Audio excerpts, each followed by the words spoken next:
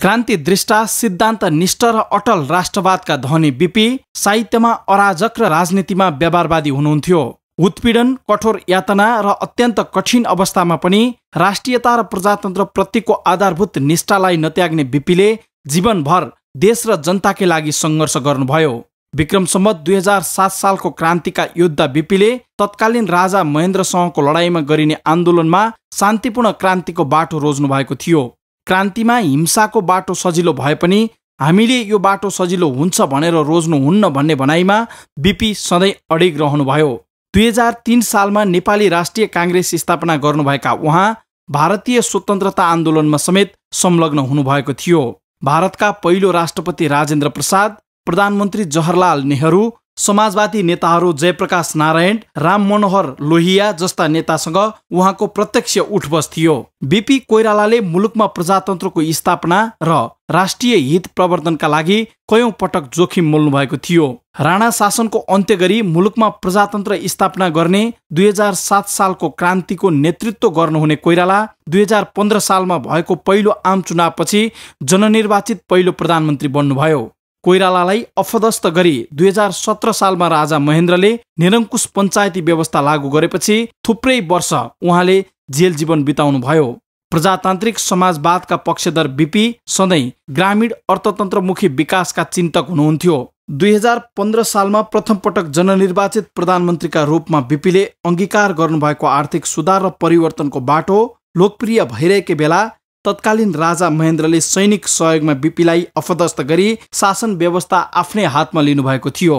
पञ्चायती व्यवस्था विरुद्ध निरन्तर सङ्घर्ष गर्नुभएका कोइरालाले देशको राष्ट्रियता कमजोर बन्दै गएका बेला 2033 सालमा राष्ट्रिय मेलमिलापको नीति अख्तियार गरी भारत प्रवासबाट स्वदेश फर्कनु भएको थियो।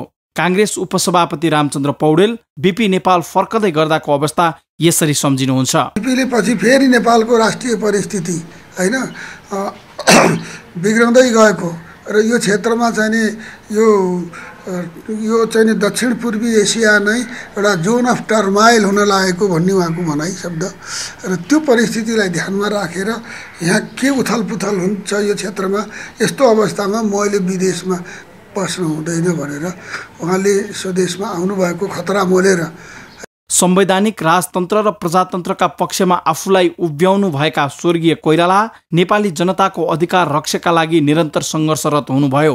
नेपाली काङ्ग्रेसलाई आफ्ना मार्गदर्शक नेता बीपीको नीतिबाट विचलित भएको आरोप लागे पनि उपसभापति पौडेल विकट गाउँ विकास र न्यूनतम आवश्यकता प्रत्येक परिवारमा हुनुपर्छ भन्नेमा काङ्ग्रेस लागिरहेको बताउनुहुन्छ। विज्ञान प्रविधिले भित्र्याएको नयाँ नयाँ व्यवस्था अपनाउँदा बीपी बिर्सिए जस्तो देखिए पनि त्यस्तो नभएको जिकिर उहाँको छ।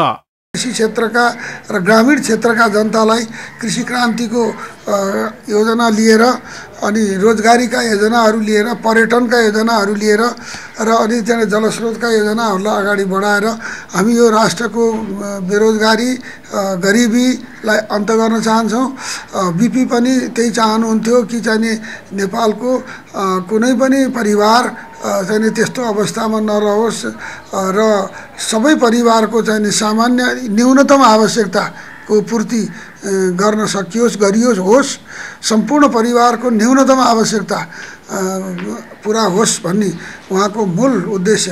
त्यसैबाट समाजवादको जग बसाल्न सकिन्छ भन्ने बीपीको धारणा हो।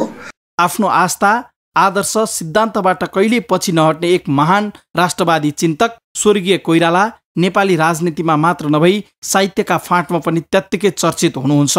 कोइरालाका आत्मकथा, जेल जीवन, दोषी चस्मा, यहुदी र हिटलर, सुम्नीमा, मोदी ऐन, श्वेत भैरव, तीन घुम्ती, नरेन्द्र दाई लगायतका थुप्रै बहुचर्चित कृति प्रकाशित छन्। यस्ता बहुआयामिक व्यक्तित्व बीपी प्रति हालका नेताहरू नतमस्तक रहे पनि उहाँको विचारमा प्रतिबद्ध नरहँदा नै मुलुक आजको सङ्गीन सङ्क्रमणमा फसेको हो। यस्ता स्वप्नद्रष्टाप्रति हाम्रो पनि शब्द श्रद्धा। इमेज समाचारका लागि क्यामेरामा राममान डङ्गोलका साथ सरोज अधिकारी, काठमाडौँ।